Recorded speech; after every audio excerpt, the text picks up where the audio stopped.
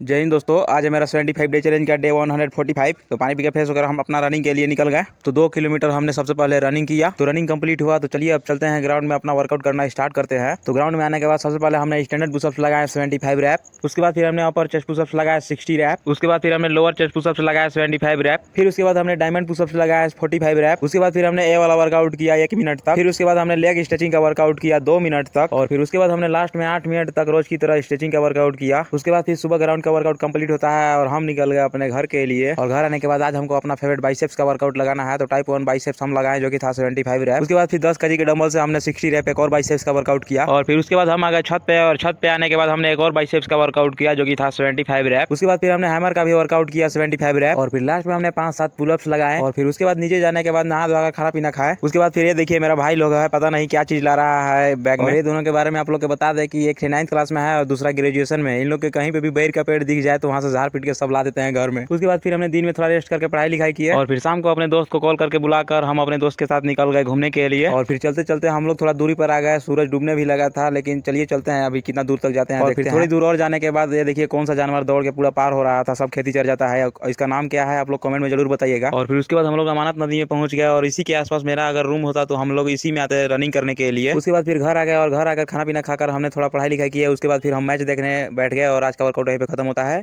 Jai Hind, Jai Bharat.